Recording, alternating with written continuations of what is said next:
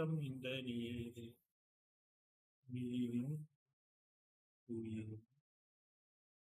Mister बिस्टरी बोलो ये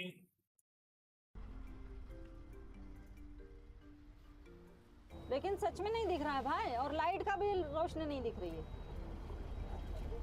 बहुत ज्यादा कोहरा है, दिन में ऐसा कैसे हो गया?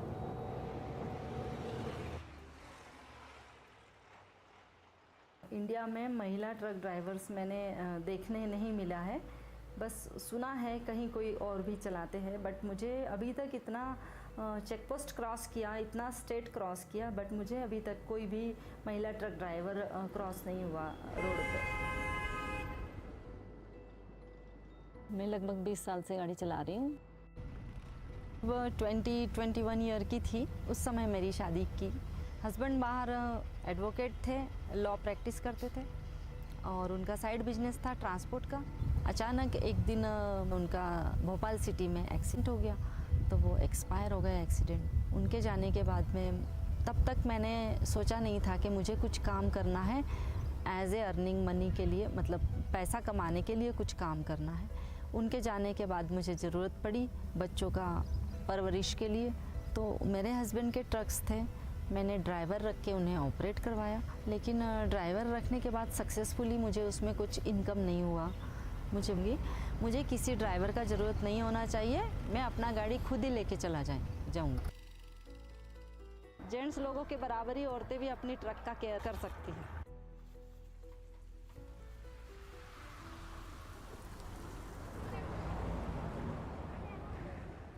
मैं ट्रक ड्राइवर हूँ, मुझे रिटर्न लोड चाहिए था, कहाँ से मुझे अवेलेबल हो सकता है? मैं लोकल मार्केट में गई थी ट्रांसपोर्ट के लिए लोड ढूंढने। यहाँ से कोई माल जाता ही नहीं है बाहर, उन्हें आइडिया ही नहीं है कि यहाँ से ट्रांसपोर्टेशन होता है। मुझे ऐसा लगा कि मैं लेडीज़ हूँ, महिला ट्रक नहीं चलाती है। ठीक है, यहाँ से चिरापुंजी से मिल जाएगा आपको लोडिंग। और थैंक यू। मेरा गाड़ी तो 19 टन पासिंग है, आपके पास लोड कितना है? 19 टन का आसपास में दे दूंगा वहाँ पर। ये 2 रुपया किलो का हिसाब से आ जाएगा। 19 टन का इसे 38,000 रुपये। जी 38, हाँ 20,000 तो 10 टन का हो गया।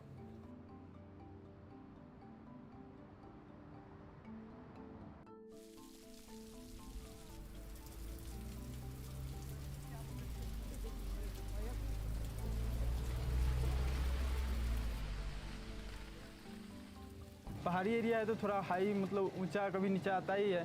तो उसमें थोड़ा स्लो चलना होगा। बहुत टेंशन है। बताया कि यहाँ का मौसम अभी 3 दिन बहुत ख़राब रहने वाला। ट्रकर्स के लिए अलर्ट का जब मैसेज आता है तो ये टेंशन वाली बात होती है। मैं ही बीमार हो जाऊंगी, मुझे हो सकता है कोल्ड एंड फीवर आ जाए। बहुत सारे टेंशन के साथ मैं आगे बढ़ रही हूँ।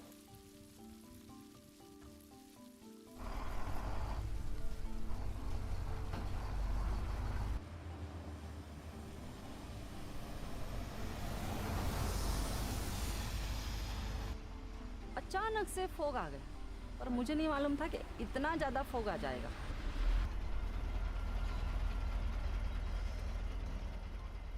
नहीं, कुछ नहीं दिख रहा है, लेकिन सच में नहीं दिख रहा है भाई, और लाइट का भी रोशनी नहीं दिख रही है।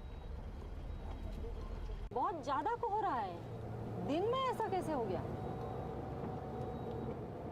ओहो, रोड भी खराब है, ये तो बहुत ही मुश्किल होगा भाई। ये कहाँ तक देखा, गाड़ी पास आई तब जाके दिखा है कि गाड़ी आ गई। ओ, गाड़ी आ गई। अरे आप घबराओ मत, I am perfect driver, don't worry.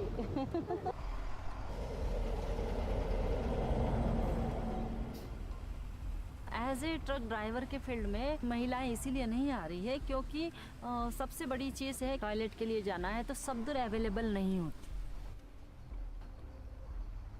कि अपने बालों को पैक कर लेती हूँ कपड़े से, किसी को लगे कि कोई आदमी जा रहा है। यूरिन के लिए जाना है तो पहले जरूर मैं थोड़ी दूर जाती थी तो लोगों की नजरें मेरे तरफ पड़ती थी और गाड़ियाँ रुक जाया करती।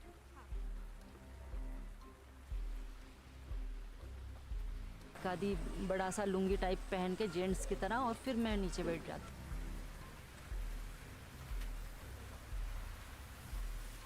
जेंट्स ड्राइवरों से मुझे कभी खतरा नहीं हुआ। मुझे खतरा होता है जनरली कि जो अननोन पर्सन है, जो नहीं समझते कि मैं भी ड्राइवर हूँ।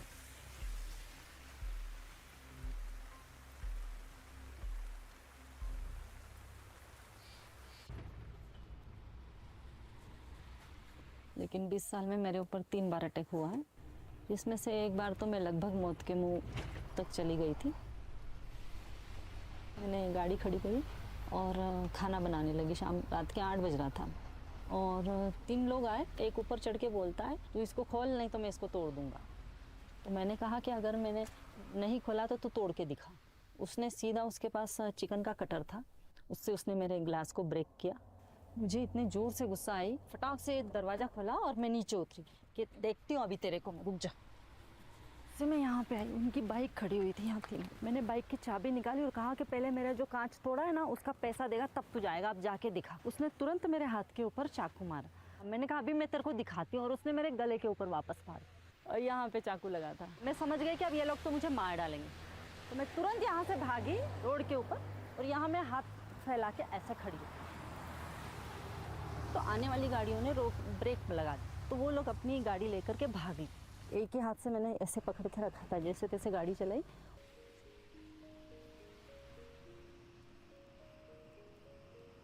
मैं कभी नहीं डरती, क्योंकि मैं ट्रक लाइन में आने के बाद में मौत से डरना या एक्सीडेंट हो जाएगा, कुछ हाथ पैर टूट जाएंगे, इस चीज़ की फिक्र कभी नहीं की। अभी चेरापूंजी 10 किलोमीटर बचा हुआ है। मुझे वहाँ से झाड़ू लेना है, लोडिंग करवानी है और मुझे बिल्कुल कल पहुँच जाना है। नहीं तो अभी पार्टी के बहुत बार कॉल आ चुके हैं कि अर्जेंट में आ जाए तो ठीक है, नहीं तो दूसरी गाड़ी लगा देंगे। मैं चेरापूंजी पहुँच गई और पहुँच के मैंने गाड़ी को पेट्रोल पंप पे खड़ा कर दिया, क्योंकि मुझे वहाँ पे वॉशरूम अवेलेबल था, वहाँ कैमरे थे, तो मेरी गाड़ी के ऊपर मुझे पूरे टाइम ध्यान देने की ज़रूरत नहीं थी। मुझे लगता है सुरक्षित जगह पूरे वर्ल्ड में कहीं पर भी नहीं है। इसके लिए पहले से ही मैनेज कर ले, अपने माइंड को सेट कर ले, तो आप फिर सुरक्षित हो।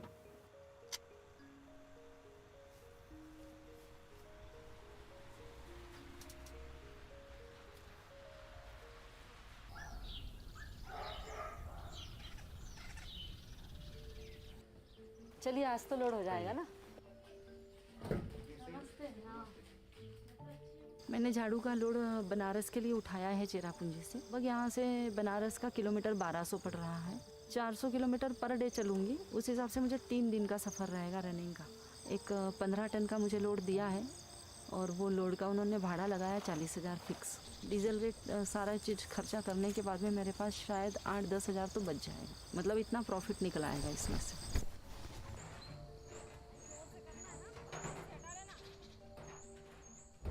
ट्रक लाइन में आई थी उस समय ये भी नहीं मालूम था सेफली घर जाऊंगी या नहीं जाऊंगी। तो जब भी मैं ट्रिप के लिए निकलती तो अक्सर 2-4 चेक को साइन करके रख देती और बच्चों को बोलती कि सबसे पहले अगर पता चले कि मम्मी को कुछ हो गया तो आप पहले कैश निकालेंगे, बाद में मम्मी को देखें और किसी को बताएंगे नहीं जब तक कैश ना निकाल ले आप बाहर। मैं अगर नहीं भी रही तो बच्चे तो बढ़ जाएंगे, अपने आप को कर लेंगे।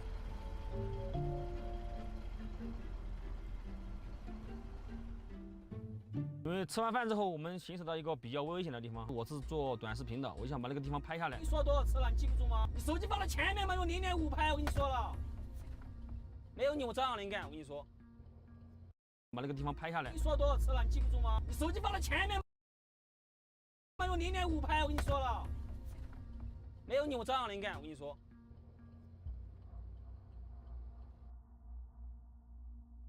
We just got dropped off in the middle of an abandoned city, and we're gonna spend the next 7 days here. And there goes our only way out. Sleep. How'd you guys sleep? A soccer ball?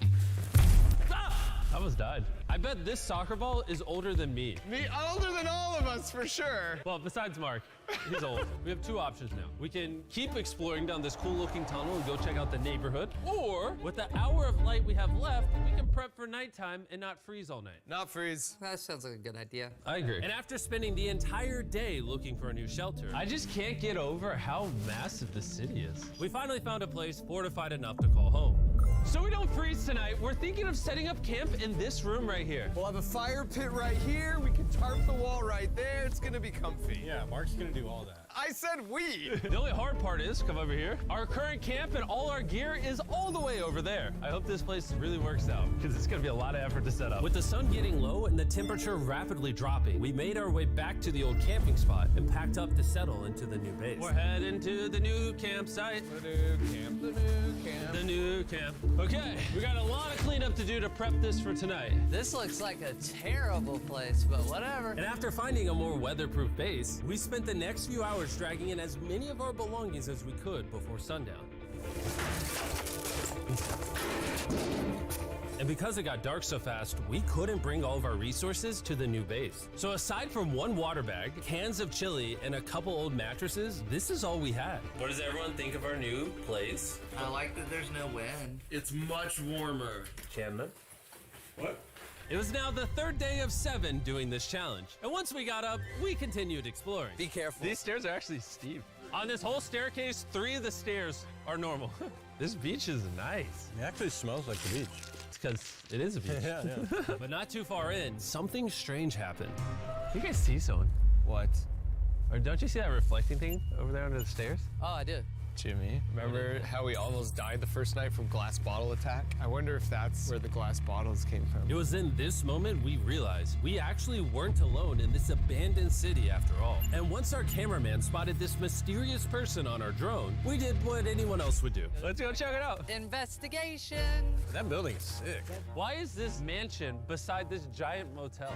Decades ago, this hotel stood as a first-class vacation resort. But years of war turned this once picturesque property into a city of ruins. Let's head on in. What did we just get ourselves into? We totally don't wait for the cameraman to walk in the room before we go in. Anyways, oh, it's getting dark. Everyone stop, Candy. We should go in there. I'll go first. Okay, thank you. You think it's a Feastables bar? What the heck? This is starting to get very eerie. And I think Mark should go first. What? Look at how deep this hallway is. Also, if you fall over here, you might die. There's a very non-zero chance somebody could be in here and like attack us. If someone attacked us, what are we doing? Every man for himself. Yeah, whoever's the slowest just dies. Whoa, what's that light? Hello. I'm creeped out now, guys. We spent the rest of the day searching for the lurker, but once it started getting dark, we could only hope that later he wouldn't be looking for us. And now that it's dark out, here's what we've actually been waiting for. Give me Big Bertha. Thank you. Oh. Big Bertha. Notice how you can't see that building over there. This is the world's most powerful flashlight. Whoa. Now you can. Bro, I bet the fish in the ocean are tripping. Oh. It stopped working. How the mighty have fallen. The pluses of our actions is we got to play with the world's strongest flashlight at night. The negatives of our actions is now we got to walk back in the dark. That was bad timing. Way scarier going through this place at night. Yeah, 1000%. This really feels like the world has ended and we're just like surviving. So to avoid being murdered in cold blood, we went back to camp. We're back at camp! Yes! I'll get a fire going. I'm hungry. There's literally only chili left. And so with the last of our supply here, we're feasting. Tomorrow, if we got some tables and 7 chairs. And more food. That'd be awesome. But when we woke up on the morning of day 4 out of 7, we realized that we were already running low on supplies. Our bag of water is out of water. Do we have more? Point the camera at that roof. All the way over there. I wish I had more than 100 calories in my body to go get it. Nose goes. What does nose goes mean? Sounds like you're going. He's gonna need help. He can't carry it on his own. So Mark and Chandler set out to go all the way back to our original camping spot and get more supplies from the crate. Chandler and I were on a side quest for water. This is a main quest. While they get the water, we don't want to be useless. I'm fine. I don't want us to be useless. So we're gonna go try to find a table and some chairs. But we didn't get very far before Chris got distracted. Did we not know this was here? Jimmy! Yeah? I found a bike! That looks like a nice bike. Where'd you find that? In here. This is the coolest abandoned city ever. Having fun? I am. All right, I'm gonna go look for a table. Okay, let's go. How are we gonna get the water out of this? Oh, it's heavy. The thought process is that this is a house. Okay. And what do people have in their house? Tables and chairs. Exactly. Wait, hold up. Look at this. Don't move. Yes. It's a chair. Mark's strong.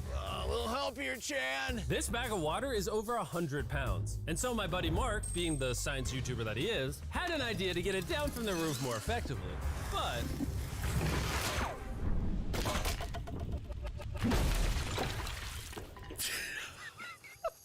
Our rope broke. We need stronger rope.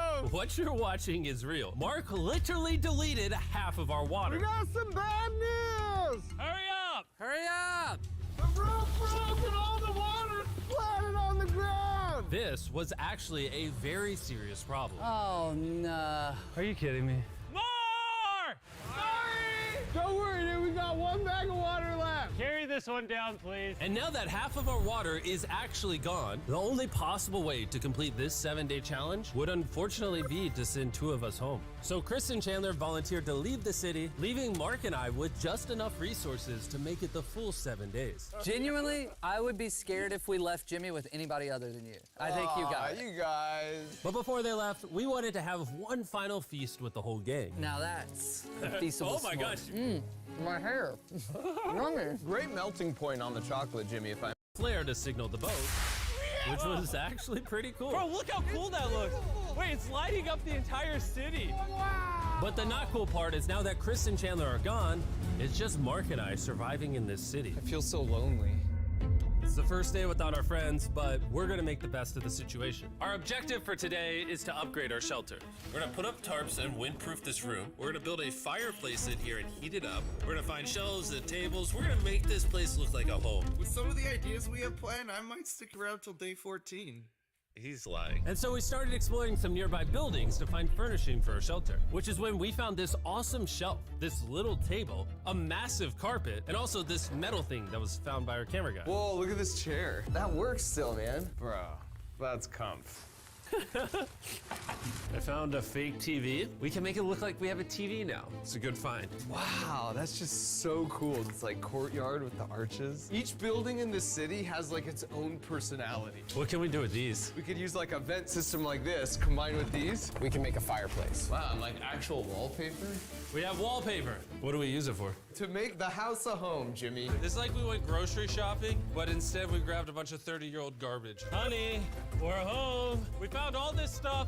Now we're gonna start decorating. We're no longer surviving, Jimmy. We're thriving. I like that. We literally spent the next 4 hours moving all of the rubble out of our shelter, which made us pretty thirsty. The water in these sacks tastes like trash, which is why we all brought a Circle water bottle, because you can put a flavor cartridge in it and make water taste good. This is my first time drinking this. You using? I'm rocking fruit punch because it's got energy. And you know what we need right now, Jimmy? Energy? That's right. Good thing Circle has our back. And now that we had been hydrated, it was time to start crushing these renovations. When everything's said and done, this room will be the greatest room in an abandoned city you've ever seen. This is our new shelf. All right, let's see how she looks. See that? See all that dust?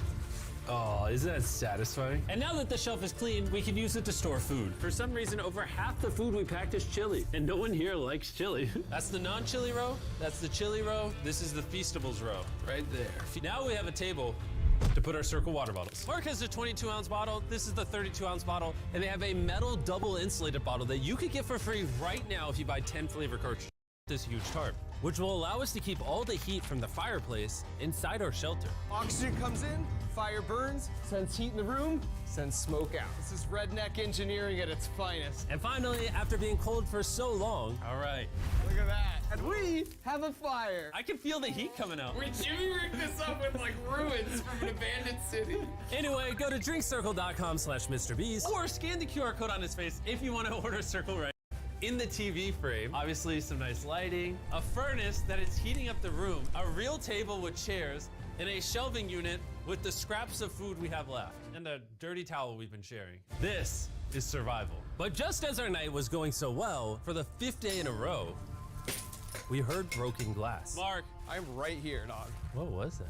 Man, we are having such a good day, too. I want to go see who's upstairs. I'm carrying the knife as a threat, but I'm not going to use it. Hey, you swore! So, rover thing I've ever seen. What is this? What? Oh my gosh. This is the most Mark Rover thing I've ever seen. What the heck?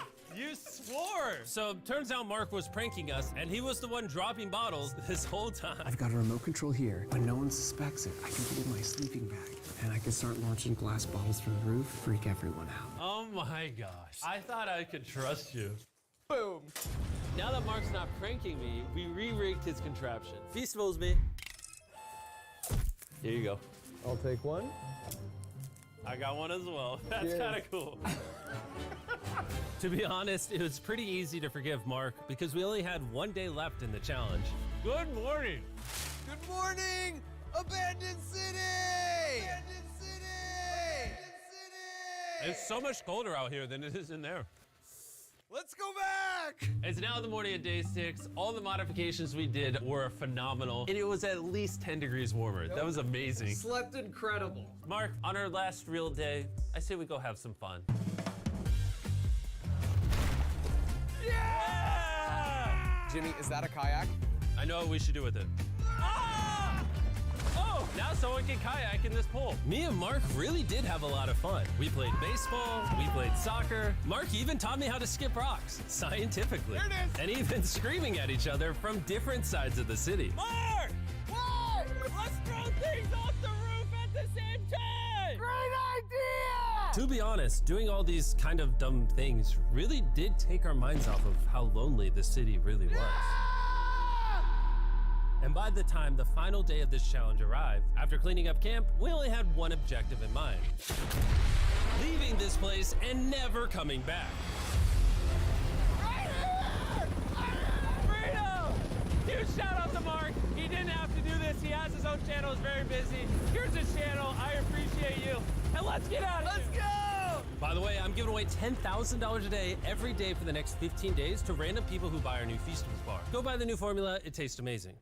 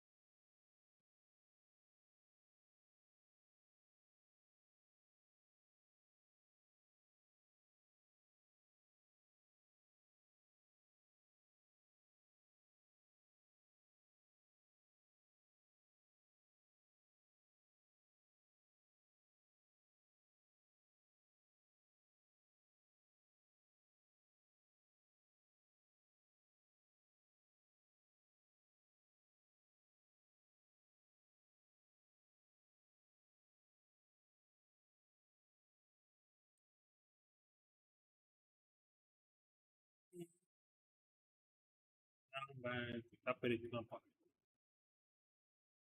Gaya ni. Ini teman-teman. Barang.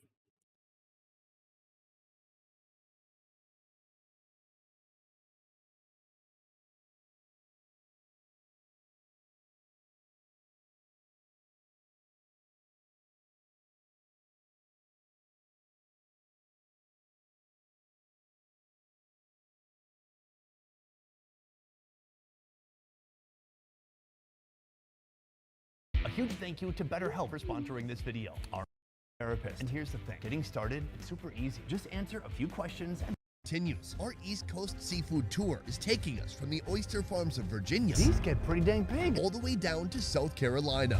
Here, you'll find the USA's most valuable, most popular seafood. I didn't realize that the way you catch it actually affects the texture and the flavor. Our day begins on St. Helena Island, a place perhaps best known for its connection to Gullah culture. We are different kind of people. We tend to show up, stand up, and speak up. Language. Good morning. I gotta say, they clean. And of course, Gullah food. How would you convince somebody that they should try the tail of an ox? But who are the Gullah, and how has their history shaped food in the USA? The answers all start on the water.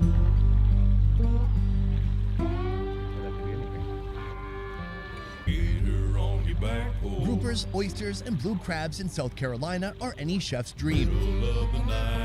Yet the creek shrimp steals the show. Using the craft passed down by his father and grandfather, 72-year-old Mr. Atkins has been shrimping for the better part of his life. My dad used to make a net, hand-thrown net. When you deal with the kind of shrimp I deal with, you have to try to keep it live. And when you pull a trawl net, you stresses the shrimp out. They die a lot faster. When they die like this, they get mushy. The brown and white shrimp harvested from the region's shallow, brackish waters are among the world's finest. Has anything changed over time when it comes to shrimping? One time I could take this net right here and I can go for 3 or 4 hours and I'll have this thing here full. Now I'm lucky if I get it about a quarter of that. So what are the regulations surrounding shrimp shrimp so that 10 years from now, there are still shrimp remaining. They have a certain season that they allow you to swim sometime, like in end of April till about November. From mid-November, they'll only allow you to catch 12 dozens. Today, Mr. Atkins' harvest is set to create a hearty breakfast. I've had grits before, but not like this. Some alluring street food. I don't think that I've ever had shark meat in the USA. And a grand feast that will feed 8. This is something I've been missing in my life. It all kicks off with BJ in his combat kitchen. BJ? Yes, sir. Good morning. Good morning, good morning. Good. Why I gotta say day clean? Oh, is that part of Gullah language? It's one of the phrases in the culture. New day, sunrise. Meet BJ, a personal chef, caterer, and torchbearer of Gullah heritage. He actively works to bring his culture and traditions to the forefront through his social media and culinary skills, including the mastery of crafting the perfect shrimp and grits. Our shrimp has a distinct flavor. You know, like they're nice, they're tender, they're sweet, they're succulent. I've tasted shrimp from the Gulf up to Florida Keys, but these are special. After cleaning the shrimp, BJ throws them into a skillet with some fat and lets them sizzle until the meat is firm. When I was with Mr. Atkins, I learned a couple things about shrimp. He said if you stress it out too much, it's going to be mushy, it's going to be bad. Well, right now they seem very calm. He adds onion, a pinch of salt, even more fat, and 2 generous scoops of roux. Now, I just use water because coming up, my family, grandparents, anybody I knew was just water. The shrimp kind of gives you that body that you're looking for. Like the old people say, you make your own gravy. You make your own gravy. Oh, it makes its own gravy. Hey, I'm getting better at this. I didn't know there was a whole different language here. That's wild. He reunites the shrimp with the gravy and garnishes the dish with scallions. Next to the skillet, a bubbling pot of grits is seasoned with salt and butter. Well, you in the low country, this is the region where shrimp and grits, we say, originated. So for me, the grits that you see here, they gotta be old school heirloom grits. The way my grandparents would eat grits, you know, the corn, they would corn, they would have took it to the mill and stone ground. It can't be the stuff out the store that takes 15 to 20 minutes. These took literally an hour, but when you taste them, man, they're like fluffy, they're heirloom, old school. Amazing. Gentlemen, this looks amazing. What do you think of this? Beautiful. Well, hold on. Before we started rolling, you said a little bit too dark. This gravy will work for the shrimp, but it'd be better for when it was in the oyster. Okay. It looks great to me. I ain't gonna fuss with them.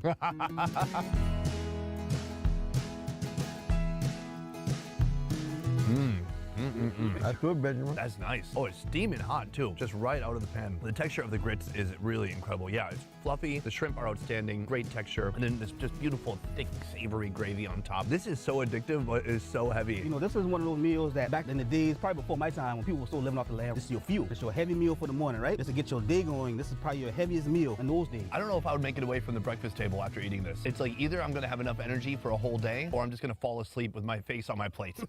With this breakfast, I'm just beginning to scratch the surface of Gullah culture. But by day's end, BJ plans to immerse me in the essence of Gullah food. This speaks Gullah when you see this right here. In order to fully embrace it, my first step is to learn more about the story of this community. This area was one of the first areas where one of the first slave revolts happened. And many of our ancestors were sought after in the Senegambia region, you know, Senegal, Gambia, Sierra Leone, Congo, Mali. In the 1700s, West Africans were brought to the Sea Islands for plantation labor. Yet harsh conditions and prevalent diseases led landowners to desert the islands in summer. And when they left all the enslaved here, they were able to kind of hold on to a lot of the Africanisms, some of the language, and some of the foodways. You also have influence of the Native Americans here also too. And you also have the European influence. And that just kind of made it to the Gullah culture. The vibrant Gullah culture still pulses today in this tight-knit South Carolina community of 200,000. St. Helena is the heart of the centuries-old culture, cradling a landmark iconic to Gullah history. Penn Center and the community goes hand in hand. Without Penn Center, you wouldn't have the community. There, I'll soon join community leaders for an old-fashioned shrimp boil. You're eating history where it started, right here with this dish. But first, I have more to learn about Gullah food, and there's no better place to be educated than the Gullah Express. Sherry, I brought you some shrimp. Why, thank you. Sherry is the proud owner and operator of Gullah Express, a food truck bringing authentic Gullah flavors to the people of St. Helena. With these freshly caught shrimp, she'll whip up her bestseller. This patty looks gorgeous. But first, Sherry teases my appetite with a surprise. Right here, we have shark. Fried shark. I don't think that I've ever had shark meat in the USA. What is the history behind this? You know, we live on the coast, so we get a lot of fresh seafood, and I grew up eating shark ever since I've been a little girl. We would fry it, we would put it in gravy on grits. However, here, the shark meat is simply coated with flour, then deep fried. What do you like about shark in particular? The taste, the texture is just meat. I don't have to pick any bone. I'm used to that now. Now? Because I live in Asia. Right here, you can see this is kind of the midsection of the shark, and it was hacked into kind of a shark steak. I'm gonna rip that in half. There's like the bone in the middle there still, but everything around it is this beautiful meat. Oh man, that's to die for. It's juicy, flaky, you got a little bit of crust on the outside, and then just a little hit of seasoning, salt. Sometimes shark can be mushy if you overdo it. This is perfect. Yeah, it has to be cut right. If it's not cut right, then it's gonna be tough. With over 25 years of culinary experience, Sherry embarked on a new venture in 2019 by launching Gullah Express. Here, she's infused the menu with Gullah classics that have been given a little bit of a twist. Her bestseller, the shrimp burger. After cleaning the shrimp, Sherry places them in a processor, mincing the meat down for a shrimp patty. I'm gonna add some crab. I don't need a whole lot. We were always doing a shrimp burger, so I wanted to do something different. That's when I said, well, let me try the shrimp and crab burger. And that would be something different, you know, people's never had before. So I tried it out and it was a big hit, and I just went with that. I'm gonna need some seasoning. I'm gonna also add a little bit of breadcrumb, and I'm gonna mix that up some more. Now, I have to taste it. I taste it raw because you have to know that it's seasoned. You don't want to buy something and it has no taste. And after that, I just make it into a ball. I'm going to put it in the batter, in the flour batter, and then I'm going to roll it around in there, and then I'm going to mash it out. Give it about 3 to 4 minutes, and it'll be ready.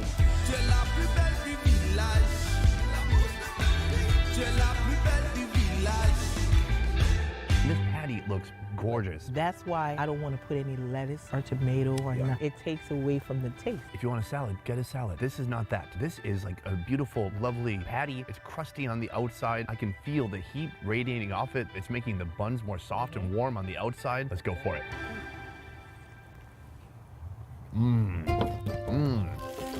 That's very nice. I don't think that I've ever had a shrimp burger in the US. The only time I've had it is in McDonald's in Korea and Japan. They have a shrimp burger. It wishes it was this. That's like a very basic industrial. It's probably pressed by some kind of meat printing machine. This has this incredible homemade feel to it. And it's like those little imperfections that make it perfect. Some parts are a little thicker, some are a little thin and more crunchy. And there's a certain springiness that you get from a shrimp patty that you won't get from any other type of. You're not gonna get it from chicken or beef. It's really unique to what you're doing here. It's my #1 seller. I don't see why. That's awesome. I want to back up a little bit and ask you more about Gullah food. For you, what is Gullah food? Well, to me, Gullah food is anything you get, you can't waste it. Period. Like we would cook with neck bone, pigtail, anything from hog, anything from chicken. That's what we would use or call our Gullah food. Sounds like a tenet of Gullah cooking is resourcefulness. Exactly. With the Atlantic Ocean nearby, Gullah cuisine significantly relies on seafood, complemented by staple ingredients like rice and grits, rooted in historical cultivation practices. It's just simple cooking. You don't have to put a spin on it. Like you got shrimp and grits. Most of the time, the restaurant, they're a little fancy. They put these Parmesan seasoning and onions and bacon. No, shrimp and grits is just shrimp and grits. I think I had that this morning. That's it. Over time, Gullah flavors and techniques have made their mark in kitchens across America, with one-pot dishes and cast-iron cookware being prominent examples. You'll soon witness some one-pot cooking in our final meal. I've never seen oxtail with shrimp. For us, that's a classic pairing. The first in our 2-course feast is a Gullah one-pot classic, Frogmore stew. BJ prepares a soup base in a giant pot with water, garlic powder, Old Bay seasoning, salt, hot crab seasoning, fresh onion, and chilies. Once the seasoned water is boiling, he tosses in chunks of corn and potatoes. Then sausage joins the pot, and finally, the shrimp.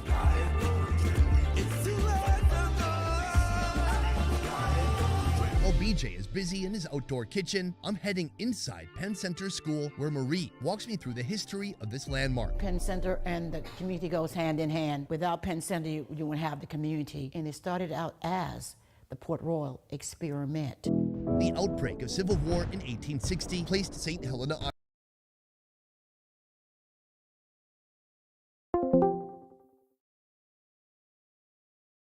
Island under Union control, leading to the initiation of the Port Royal experiment in 1861. This experiment, aiming to transition the region from a slave-dependent society to one rooted in freedom, brought emancipation to St. Helena. In 1863, Abraham Lincoln signed the Emancipation Proclamation, freeing all other enslaved people. As you can see, we were already emancipated before the document was signed. We are a different kind of people. We tend to show up, stand up and speak up. In 1862, the Port Royal experiment entitled The Newly Emancipated People Here with the Right to Buy Former Plantation Lands at Low Prices. And with land ownership comes great power. There was never, ever a sharecropper system established on St. Helena's Island.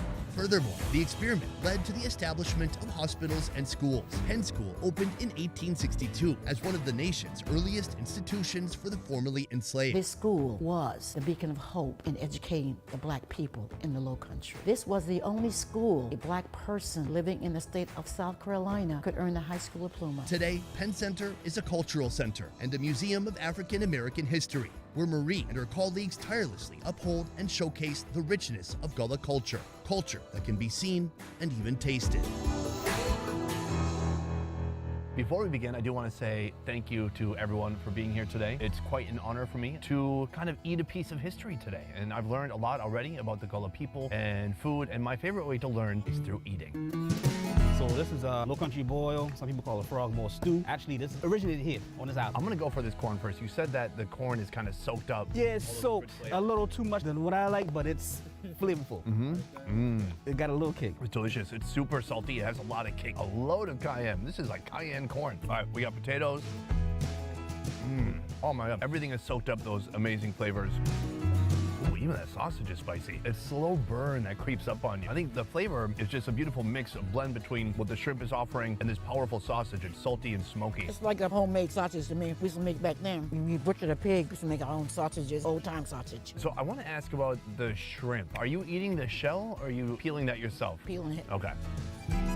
They taste amazing. I'm curious, for this dish, why cook it with the shells on? Traditionally, always how it's been. I think it also helps preserve the flavor. Yeah, people boil shells for shrimp stock. You know what else it helps? It helps people to pump their brakes a little bit when they're eating. Take your time, right? It turns like a 5-minute meal into a 30-minute meal. Our second one-pot dish and final Gullah taste of the day, oxtail soup. First, BJ brings his pre-made broth to a boil. I woke up in the middle of the night. Then he drops his oxtails with various beans in the broth and lets them simmer. How did the cuisine or the food of the people transform from the time the Gullah came here to what we see today? We basically cook the same thing that we did back then. The enslaved people always had the leftovers from the pig, the feet, the tail, and the neck bones. Those are we cook now. And the okra is our main dish. Anything here, whatever you had for dinner, that was breakfast and lunch. In this video, I'll be risking my life taking on the most dangerous food, a food that could potentially kill me here in Santiago. I'm talking about seafood.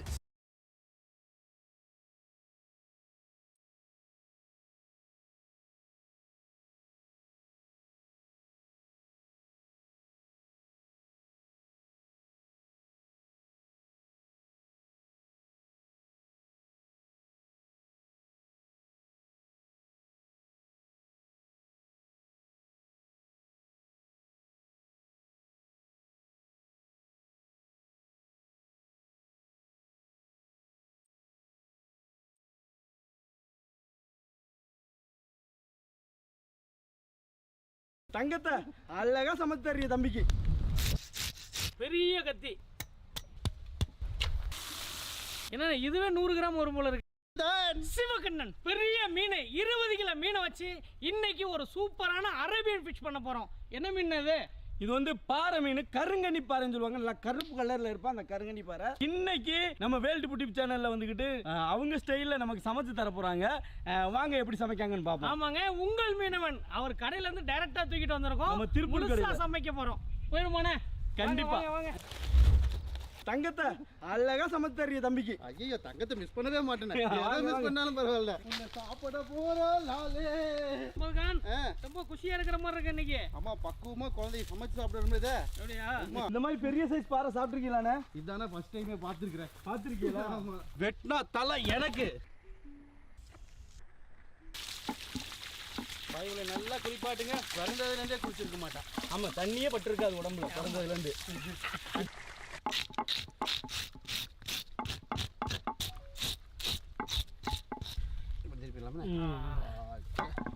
இன்னைக்கு வந்து எனக்கு 2 அட்ஜஸ்டன்ட். ஆமா, ஒன்னு சம்பல்கானே, இன்னொன்னு உங்கள் மீனவன். ஆமா. இந்த மாதிரி டெய்லி 2 பேர் சப்போர்ட்டுக்கு வந்தீங்கன்னா வேகமா சமைச்சிடலாம். இருக்காங்க நாங்க சமைக்கவே மாட்டோம், வேடிக்கை பார்த்துட்டு இருப்போம். அப்படியே அவங்ககிட்டே வேலை வாங்கிடுவோம். இருந்தாலும் என்னதான் இருந்தாலும் நமக்கு சமைக்க தெரியாதுல்ல. நான் பெரிய மீனை பிடிச்சிட்டு வந்துட்டீங்கண்ணா. ஆமாண்ணே. இது நம்ம கடையில் கிடைக்குமா இந்த சைஸு? கிடைக்கும்ண்ணா கண்டிப்பா. பாருங்க அப்படியே நல்லா எல்லா செதிலும் அப்படியே போய் இப்படி பண்ணா ஒரு மாதிரி இருக்கும், இப்படி பண்ணா ஒரு மாதிரி இருக்கும். மீனுக்குலாம் நல்லா எல்லாம் உள்ளெல்லாம் போகும். பெரிய கத்தி, பெத்த பீஸ் மாதிரி பெரிய கத்தி. என்ன இதுவே 100 கிராம் வரும் போல இருக்கு. ஆமாண்ணே. சுறா மீனுக்கு இதே மாதிரி தூவி இருக்கும்லண்ணே. இந்த ஒரு தூவி மட்டும் 1000 ரூபாய்க்கு மேல போகும்ண்ணே சுறா மீன். ஓ அப்படியா? அதனாலதான் சுறா மீன் இந்த இதுக்காண்டியே பிடிச்சி வேட்டையாடுறாங்கன்னு சொல்லி தடை செஞ்சு. கறிக்கு கிடையாது, துடுப்பு தான். தூக்கி அப்படியே நிக்க வைங்க. என்னென்ன அறுக்கிறதுக்கே பெரிய சிரமப்பட வேண்டியது இருக்குது. போன ஜென்மத்தில் டாக்டரா இருந்தீங்களா? இல்ல இப்படி வைத்து கிளிக்கிறீங்க அண்ணா. என்ன ஹார்ட் எல்லாம் இருக்கும் போல இருக்குது. ஆமா. இது என்ன ஈரலோ? ஈரல். முதலையோட ஓடு மாதிரி இருக்கு. அப்படியே கத்தியில் வச்சு காமிக்கிறேன் பாருங்க.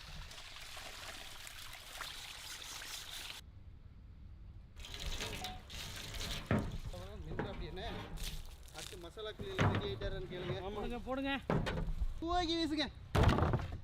இந்த முழு மீனை டைமண்ட் ஷேப்ல சின்ன சின்னதாக நம்ம கட் பண்ணி எடுக்கணும். ஆனால் முழுசாக தான் இந்த மீன் இருக்க போகுது. இந்த இடத்துல ஆழம் தேவையில்லை. என்னன்னா நம்மளுக்கு குடல் இருக்குல்ல, கட்டாயிரும். அதை மீன் பார்க்கறதுக்கு நம்மளுக்கு நல்லா இருக்காது. லேசாக அப்படி கீறி விட்டு இங்க இருந்து அப்படி இப்படி இறக்கி இந்த இடத்துல கீழே முள் எலும்பு இந்த இடத்துல நம்ம ஆழமாக இறக்கணும். நோட் பண்ணிக்கிறீங்க மக்களே. மீன் வெட்டுற மாதிரி இல்லைண்ணே, ஆட்டை வெட்டுற மாதிரி இருக்கு. அவ்வளோ பெருசாக இருக்கு. இவ்வளோ ஆழத்துக்கு போயிருக்கு அந்த கத்தி. ஆமாண்ணே, அவ்வளோ ஷார்ப்பு.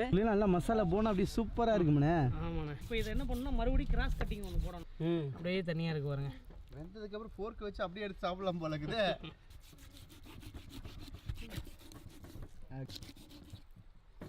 இந்த மீன் உயிரோட இருந்தால் அதுவே அந்த தன்னை ரசிக்குமாண்ணே. அவ்வளோ ரசனையாக இருக்குண்ணே. இப்போ அப்படியே கம்மிங்க. இப்போ பாருங்க எப்படி எந்த பகுதியாவது வேகாமல் போகுமா? எல்லா பகுதியும் ஈவனாக மசாலா இறங்கும். எல்லா பகுதியும் அழகாக வெந்து வரும். மசாலா கலக்கிடுவோமா? பண்ணிடுவோம். மீனோட தயிரை சேர்க்கக்கூடாதுன்னு சொல்கிறாங்களே, சேர்க்கலாமா சேர்க்கக்கூடாதா? சேர்க்கலாம், 100% சேர்க்கலாம். நாங்கள்லாம் எல்லாத்துக்குமே மீன் தயிர் எல்லாத்தையுமே கலந்து தான் சாப்பிடுவோம். நம்ம மீனும் தயிரும் சேர்க்கும் போது நிறைய வீடியோவில் நீங்கள் சொல்லியிருக்கீங்க மீனோட தயிர் சேர்க்க வேணான்னு. சில ரெசிபி வந்து என்னென்னா எந்தெந்த பொருள் சேர்க்கணுமோ அதாவது சேர்த்தா தான் அந்த பொருள் வந்து நல்லபடியாக வரும். அதனால தான் நம்ம தயிர் சேர்க்குறோம். அதில் தயிர் சேர்த்துக்கலாம்.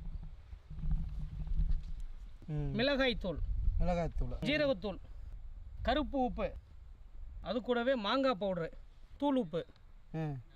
இது வந்து கரம் மசாலா அப்படியே போட்டுக்குருவோம். என்னென்ன கஸ்தூரி மேத்தி, அது கூடவே பட்ரு போட்டிருக்கோம். கடுகு எண்ணெய் ஊற்றணும். சூப்பர் அழகாக இருக்குண்ணே, தேன் மாதிரி.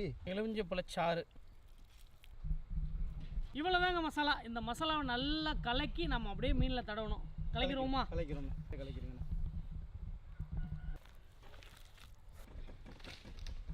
நல்லா அந்த மேலே உள்ள பட்டர்லாம் கரைஞ்சிருச்சானே. இந்த டைம் நம்ம இஞ்சி பூண்டை சேர்க்கணும். போடுங்க அப்படியே.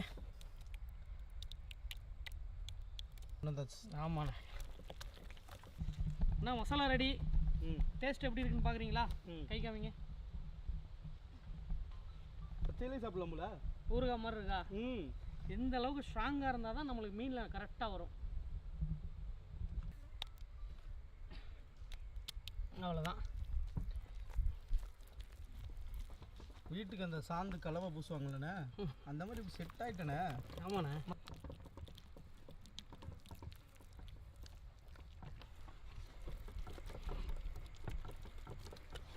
அவ்வளோதான். இந்த மீனை மசாலாவில் நம்ம எந்த அளவுக்கு குளிப்பாட்டுறோமோ அந்த அளவுக்கு நல்ல டேஸ்ட்டும் இருக்கும். நல்லா ஆழமாக இறக்கணுண்ணே. மல்லி இலையை வச்சு மல்லி இலையை இறக்கணும். இது வந்து ஒரு நல்ல ஒரு ஃப்ளேவர் கிடைக்கும் நம்ம அப்படியே வெந்து உள்ளே வரும்போதுண்ணா. ஆமாம் ஆமாம். இப்போ இந்த மீன் வேக வேக இந்த மல்லி இலையிலேருந்து ஒரு சாறு வரும்.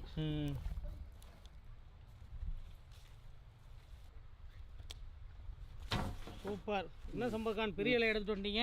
பெரிய மீனுக்கு பெரிய இலை தான் வேணும். தூக்குனா போடுங்க போடுங்க. அவ்வளோதான். போடுங்க, அந்த இலையும் போடுங்க. அப்படியே மூடுங்க. மீனை மட்டும் தூக்குங்க. நீ ஏற்றி சுற்றுங்க.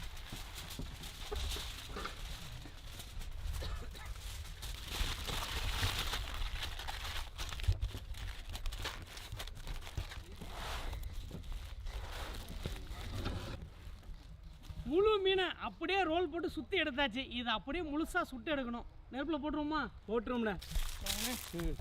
அப்படியே போய் சுடுவோம்ண்ணே. ஆமாம். இங்கே வச்சுருவோம்ண்ணே. வைங்கண்ணா வைங்க. அலேக்கா பறக்க வைங்க. இதுக்கு அப்படியே மேலே நெருப்பு போட்டுற வேண்டியதுதான்.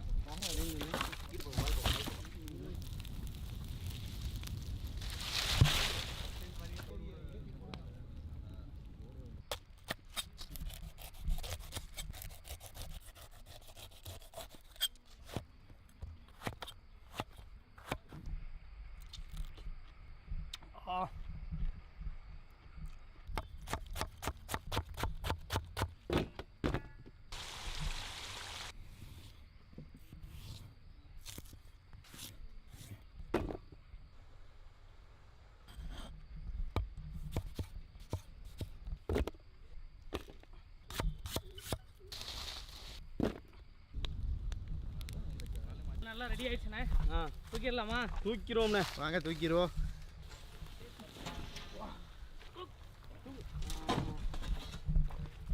பீங்க பீங்க.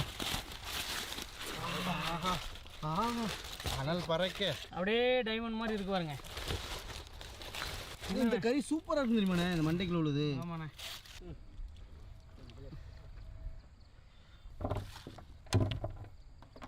பச்சை மிளகா இருக்குன்னு எடுத்துக்கங்க. ரொம்ப அற்புதமாக சூப்பராக வெந்துருச்சு. கண்ட்ரோல் பண்ண முடியல வர. சாப்பிடுவோமாண்ணே? சாப்பிடுவோம்ண்ணே. பாரு வாங்க. இந்த குழம்பு இதில் இப்படி ஓடி கிடக்கு. இந்த குழம்பு ஓடி கொட்ட கடம்ப அப்படியே தொட்டு பெருசா ஒரு சோத்து முட்டை ஒன்று இருக்கு. வாங்க சோத்து முட்டை, திண்டுக்கல் சோத்து முட்டை. சரியா, அவர் ஒரு யூடியூபர், திண்டுக்கல் சோத்து முட்டைன்னு ஒரு யூடியூப் சேனல் வச்சிருக்காப்ல. அதனால அதை கூப்பிட்டேன், அந்த பேரை சொல்லி. என்னன்னா அதானே நம்ம அடையாளம். எப்படி இருக்குன்னு சொல்லுங்க. அப்படி மசாலாலாம் கறியில் ஊறிடுச்சு. அப்படியா? மறுபடியும் ஆனியன் வைக்கிறோம், கொஞ்சம் கொண்டு குக்கும்பர் வைக்கிறோம். இப்போ சாப்பிட்றோம் சாண்ட்விச் மாதிரி. ஆனால் அண்ணே வாய் எவ்வளோ பெரிய பீஸைனாலும் உள்ள இழுத்துருது. அண்ணா மீன் எப்படின்னா இருக்கு? அப்படியே கட் பீஸாக போட்டு சில்லி மாதிரி சாப்பிட்ருக்கோம்ண்ணே. ஆனால் முழு பீஸா போட்டு இன்னைக்கு தானே சாப்பிட்றோம். சூப்பராக இருக்குண்ணே. அந்த மீனுக்கே வேல்யூவை கூட்டிட்டேண்ணே. கண்டிப்பாக மீனும் வந்து அந்த அளவுக்கு நல்லா ஃப்ரெஷ்ஷாக இருக்குது.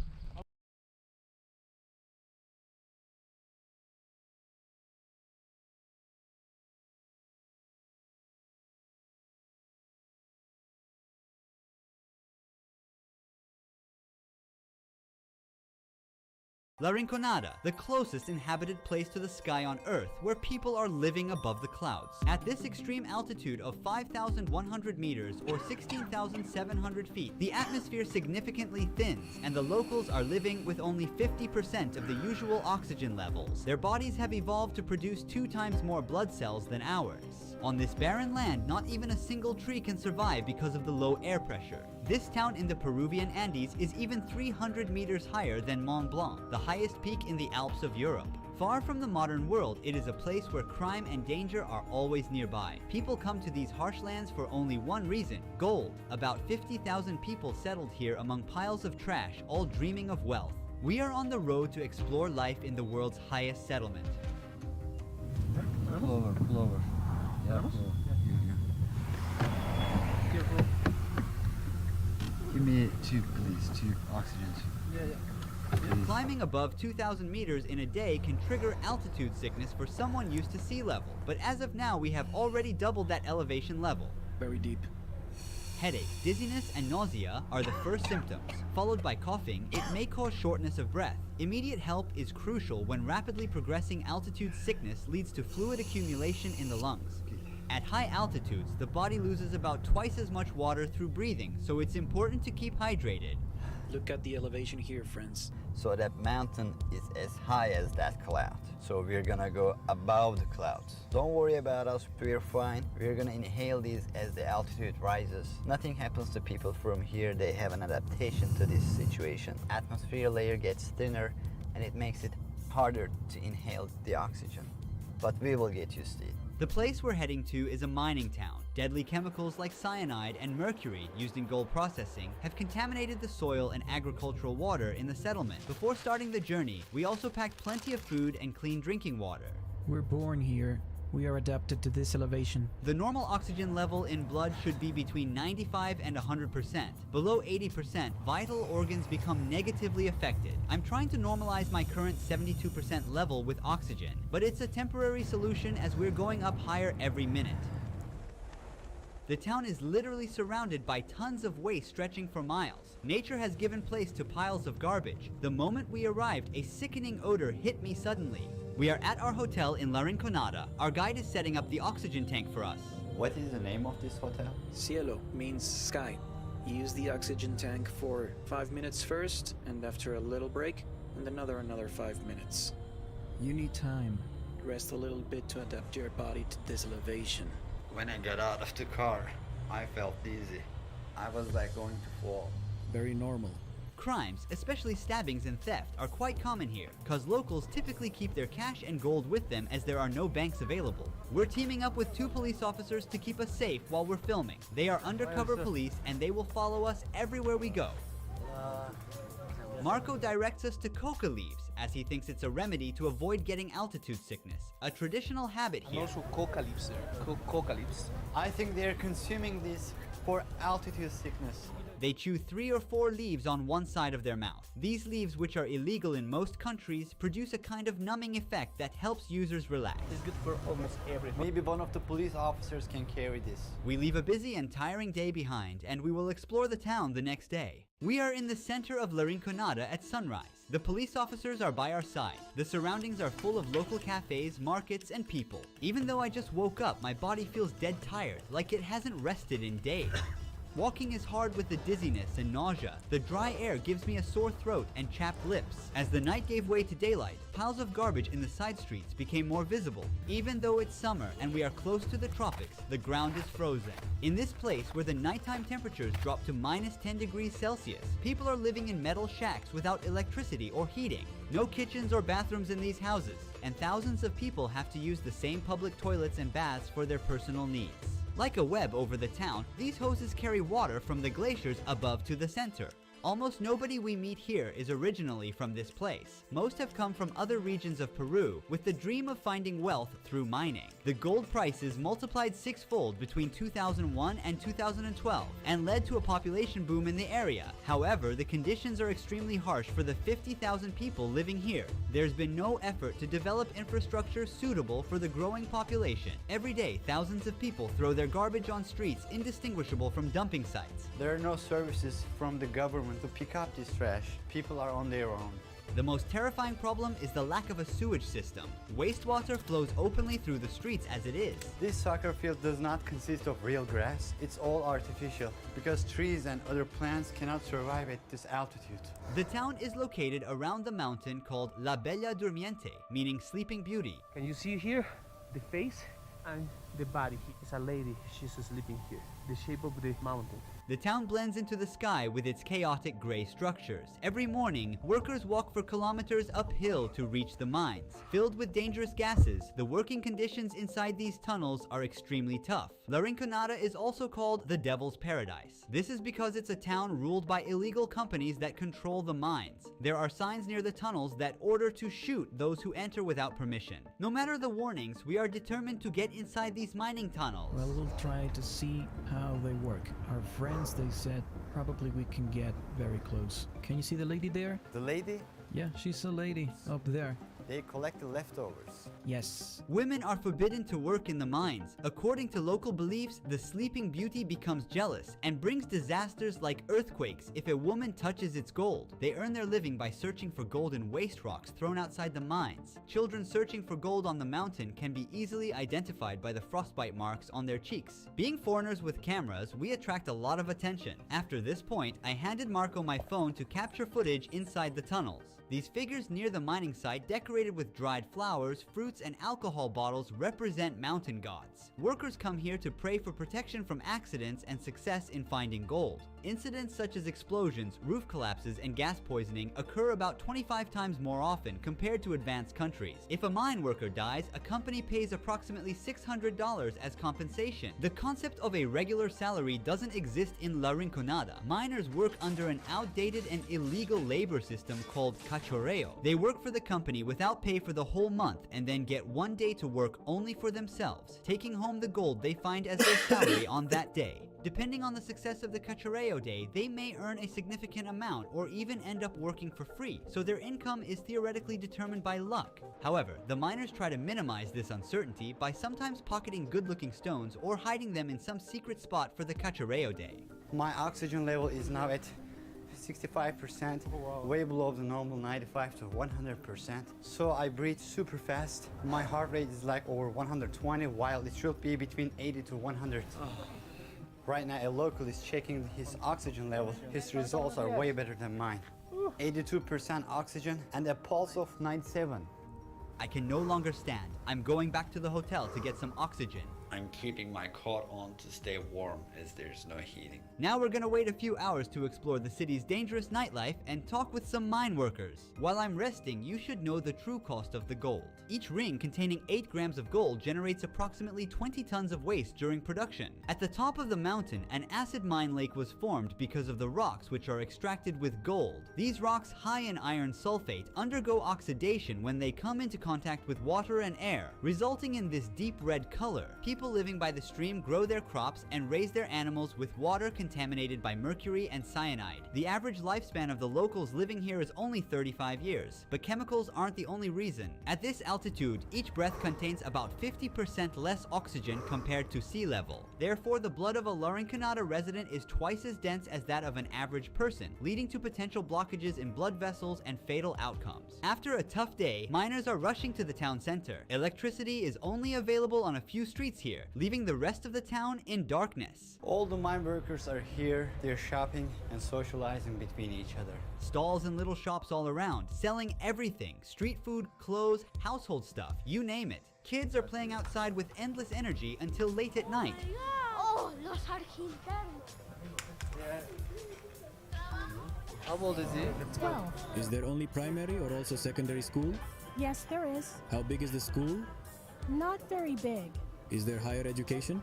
No, there is not. After that, you need to move to Puno or Juliaca to study.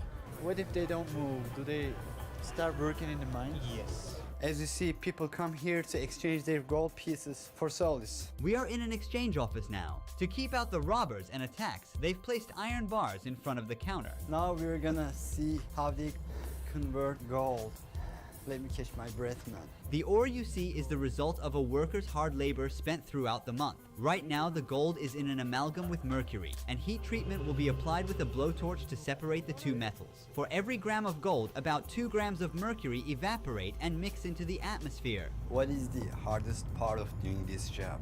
Transporting the material. Because remember, there are many bad people or robbers, and it's not really safe to transport. What does she like about Larinconada? Mostly there's nothing good because, as you can see, everywhere is contaminated. Well, you can earn a good income. Above the national average. That's why people come here. Different herbal tea mixtures are also consumed to reduce symptoms like headaches and fatigue. We call emoliente. What is this made of? Water, different herbs, and syrup. It's really good. Try a little bit. It's heavy. It's too hard to drink. We can't go more far. To there is no more electricity, no more lights. And it's better to stop here. Most miners spend their hard-earned money on alcohol and nightlife on these streets. If the living and working conditions do not kill a person, then a knife or AIDS does. Nightclubs are the most dangerous spots in Larinconada.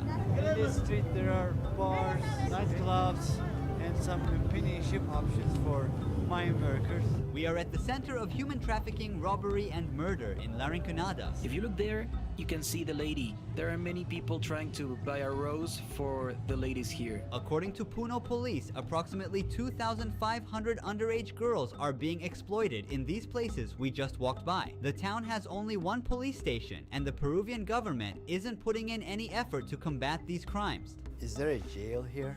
No. We call Calabozo. There is like a place, a very small place. There's no hospital in the city, right?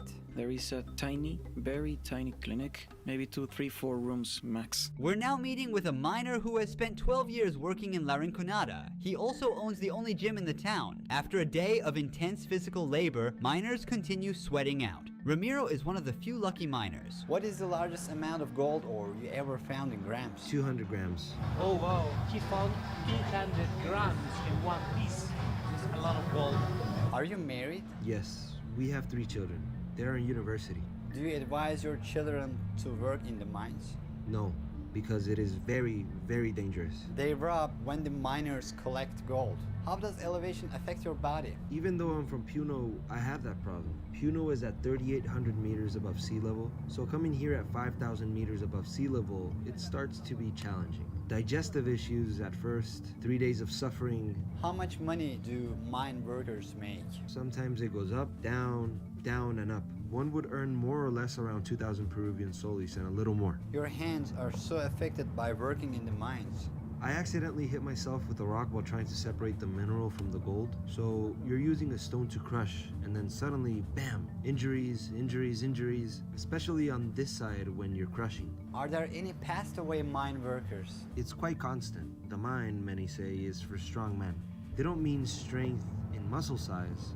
Primarily, it's more about mental strength, about resilience, about mastering and considering the altitude. It's not so simple.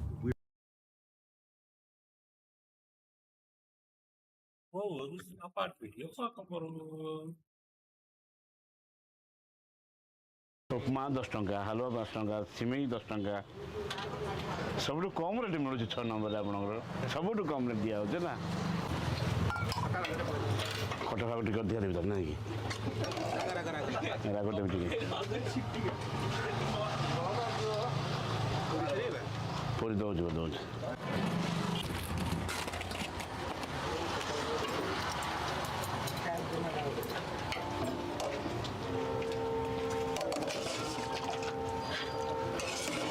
ನೋಡಿನೆ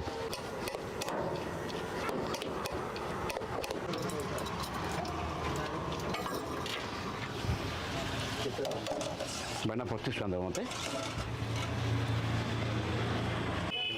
cement ଦେଇଛି ହାଲୁଆ ଦେଇଛି ହଁ ପାଣି ମାର ଟିକେ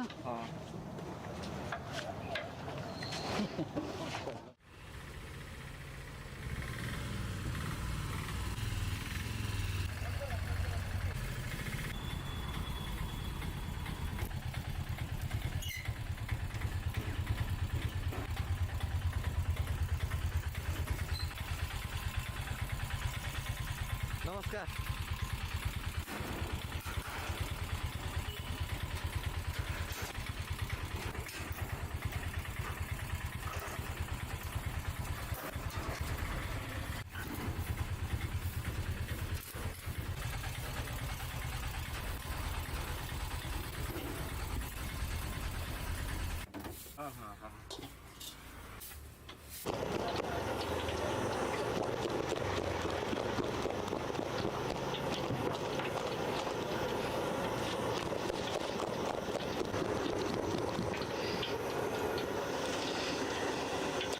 item घर बनाई हाँ सब तो खाली बरा आलू चप पूरी ब्रेड चप लंका चप ये सब छणा हुए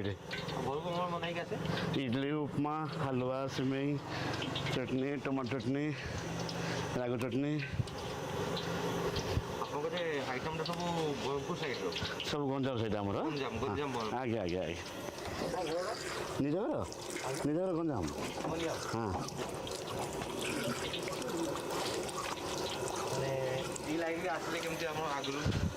ये लाइन बोले पढ़ापढ़ी सरला कहीं बेकार ही बसवा रोजगार लाइन पहुँची गलु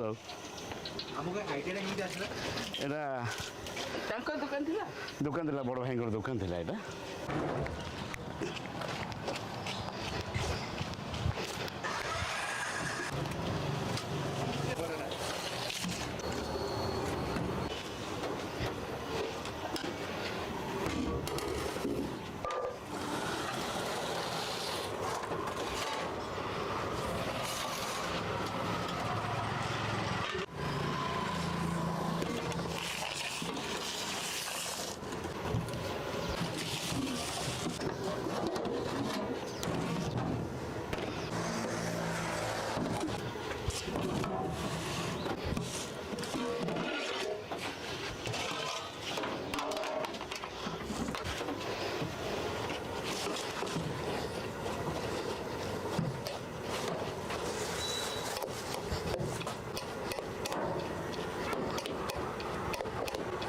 Mana ni kita bawa.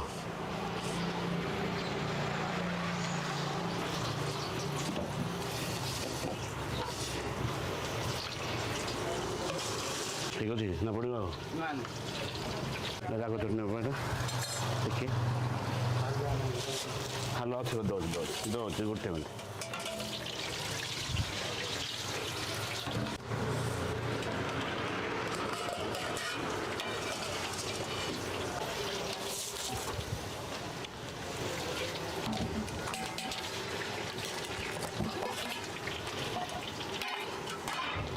दाल चटनी हाँ दाल चटनी बेटा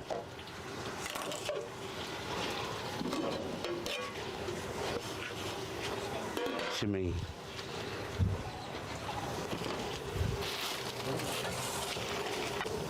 हलवा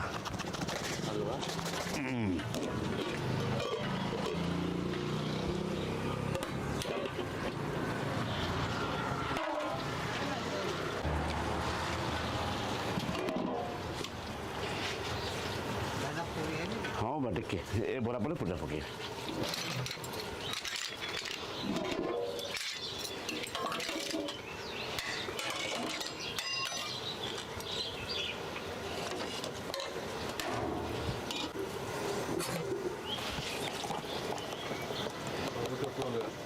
हाँ सब बोल कर नॉले भल लगे बना ना खाए लगे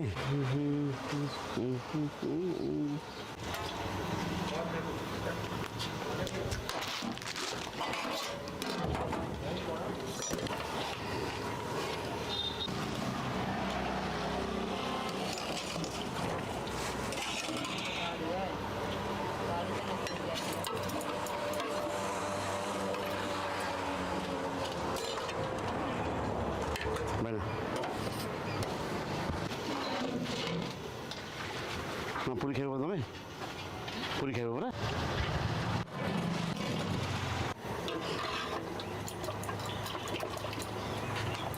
राग दरकार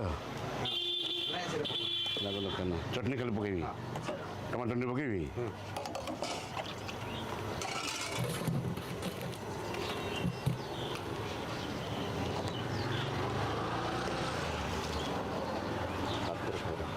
धन्यवाद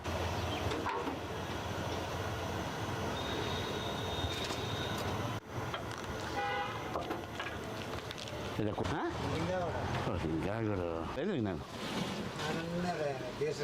हाँ हाँ आना की मिला हाँ हाँ हाँ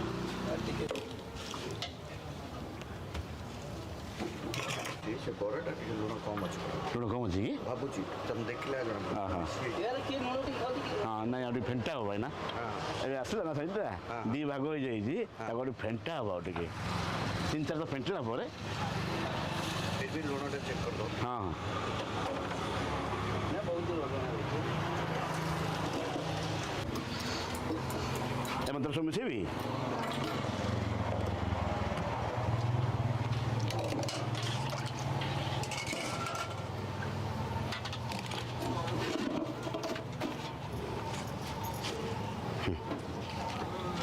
बस त्यार पड़ी चपटे पड़ी